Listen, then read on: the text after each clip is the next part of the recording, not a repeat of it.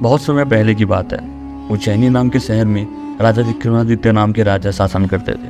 राजा विक्रमादित्य अपने राज्य में उनके न्याय, कर्तव्यपरायणता और दानी स्वभाव के लिए जाने जाते थे। इसी वजह से दूर दूर से लोग उनके पास न्याय की आस लेकर आते थे। राजा हर दिन अपने दरबार में आए लोगों की समस्या सुनते और उसका हल निकालते। एक दिन राज दरबार में एक भिक्षु आया और अपने पास से एक फल निकालकर वहां से राजा को देकर चला गया। उस फल को राजा ने अपने कोषाध्यक्ष को दिया।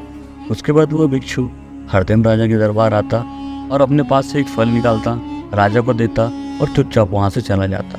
ये उसका रोज का कार्य हो गया था। हर दिन राजा भिक्षु के दिए हुए फल को कोषाध्यक्ष को दे देते। इस तरह काफी दिन बीत गए। राजा के मन में आया कि क्यों ये भिक्षु मुझे हर दिन फल देकर चले जाते हैं। एक बार जब भिक्षु राजा के दरबार आया और राजा को फल देकर वहां से चला गया, उसके बाद राजा ने उस फल को काटा। फल को काटने के बाद उसके अंदर से एक बहुमूल्य रत्न निकला। राजा ने उस अध्यक्ष को कहकर उनके पास से जितने भी फल थे सारे फलों को मंगाया और सारे फलों को काट कर देखा। सारे फलों में से बहुत सारे बहुमूल्य रत्न निकले। अगले दिन जब पुनः भिक्षु राजा के दरबार में फल लेकर पहुंचा तो विक्रमादित्य ने उनसे कहा, हे योगी, जब तक आप ये नहीं बताएंगे कि इतनी अमूल्य भेंट मुझे क्यों अर्पित करते हो, तब तक मैं इस फल को ग्रहण नहीं करूंगा। महाराज की बातें सुनने के बाद भिक्षु ने राजा को अकेले और खाली स्थान पर चलने के लिए कहा। एकांत स्थान में लेकर जाकर भिक्षु ने विक्रमादित्य से कहा, मुझे मंत्र साधना करनी है और उसे साधने के लिए मुझे एक महान पुरुष की जरूरत है। मुझे आपके अलावा कोई दूसरा वीर नहीं मिला। इसी वजह से वो बेहद कीमती भेंट मैं आपको देकर चला जाता हूँ। भिक्षु की बातें सुनने के बाद राजा विक्रमादित्य उनकी मदद के लिए हामी भर देते हैं। उसके बाद भिक्षु राजा को बताता है कि अगली अमावस्या की रात उन्हें उनके पास शमशान आना होगा और वहाँ वो अपनी मंत्र साधना की तैयारी करेंगे।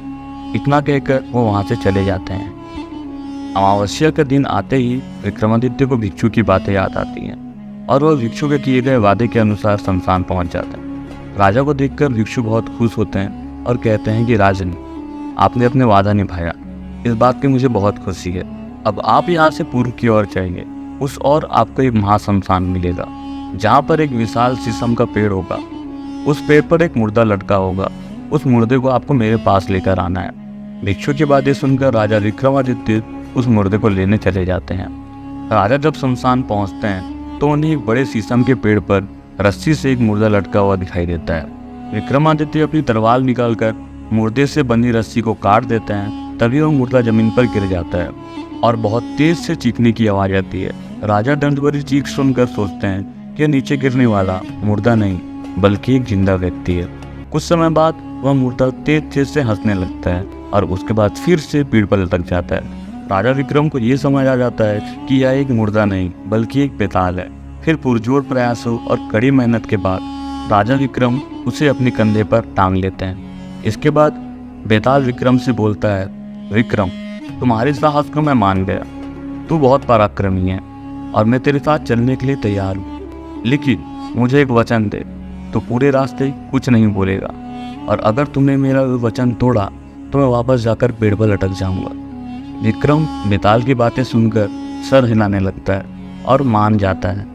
जब दोनों चलने लगते हैं तो बेताल विक्रम से कहता है कि रास्ता बहुत लंबा है, इसलिए सफर को रोमांचक बनाने के लिए मैं तुम्हें एक कहानी सुनाता हूँ। और इस तरह बेताल पच्चीसी की कहानी का सफर शुरू होता है। तो विक्रम बेताल की ये कहानी आपको कैसी लगी हमें कमेंट सेक्शन में जरूर बताइए। और विक्रम बेताल की और भी कहानियाँ देखने के लिए सब्सक्राइब कीजिए हमारे चैनल को और लाइक कर शेयर कीजिए अपने दोस्तों के साथ।